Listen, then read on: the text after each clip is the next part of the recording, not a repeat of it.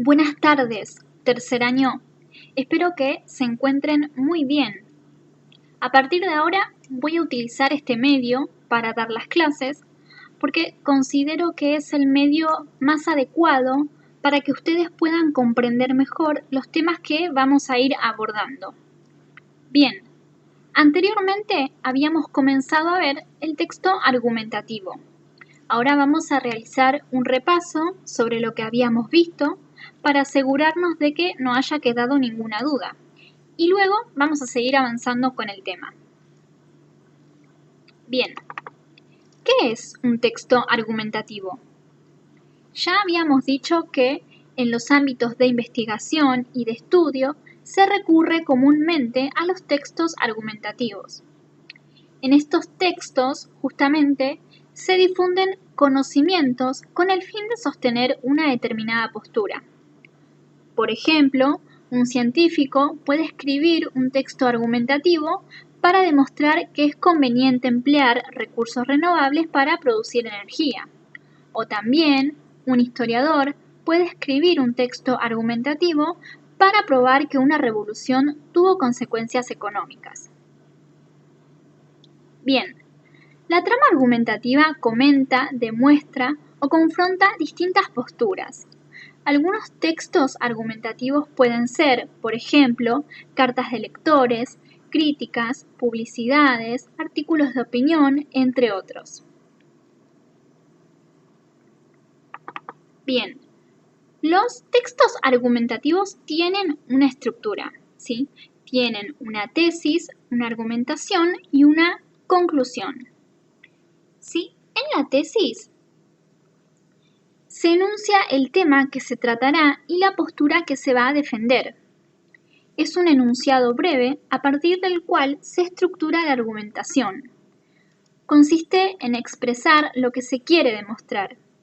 Es una afirmación que se pone en debate para ser aceptada o refutada, es decir, rechazada.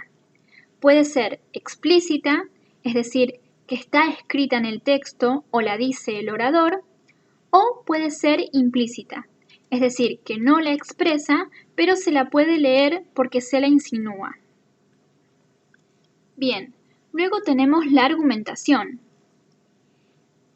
Aquí, en la argumentación, se exponen una serie de razones que el emisor presenta para convencer al receptor de que la tesis que está presentando es verdadera o válida, ¿sí?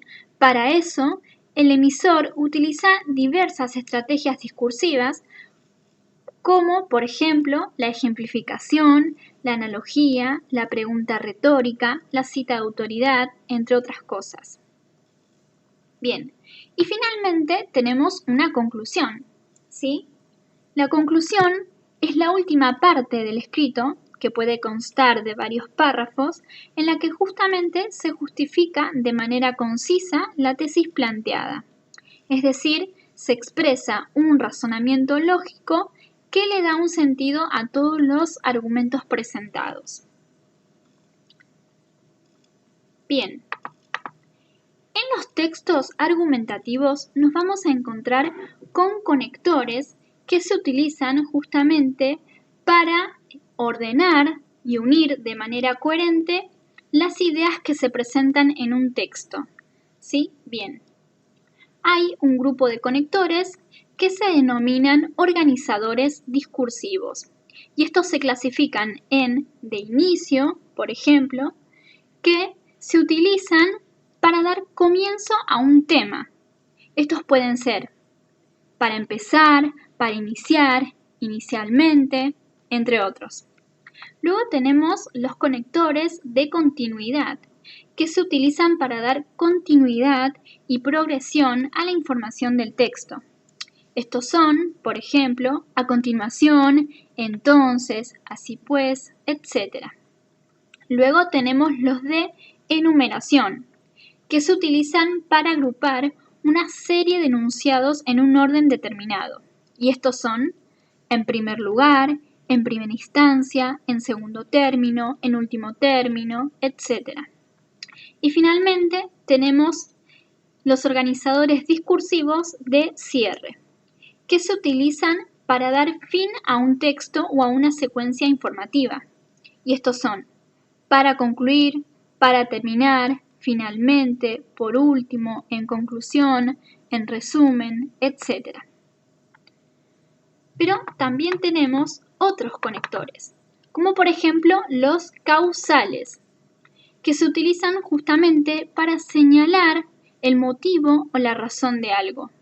Estos son por qué, pues, puesto que, ya que, debido a causa de qué, entre otros. Después también tenemos los conectores consecutivos, que son los que van a anunciar lo que sigue. Estos son en consecuencia, por consiguiente, por esta razón, por lo tanto, etc. Luego tenemos también los adversativos o también los conocidos como de oposición. Estos señalan relaciones de oposición y son más, si no, pero, sin embargo, no obstante, más bien, antes bien, en cambio, etc. También tenemos otros conectores, como por ejemplo los concesivos, que son los que presentan una negación que no es absoluta, sino parcial. Y son aunque, a pesar de que, aun cuando, si bien, etc. Luego tenemos los de adición, que son los que adhieren ideas o conceptos. Y son más aún, además, sino también, no solo, etc. Y finalmente tenemos los conectores de equivalencia, que se utilizan para anunciar lo mismo en términos más simples o más técnicos. Y estos son, en otras palabras, en otros términos, es decir, o sea, vale decir, en suma, etc.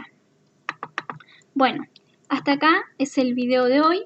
Espero que hayan podido comprender todo y si tienen alguna consulta, ya saben, pueden escribirme.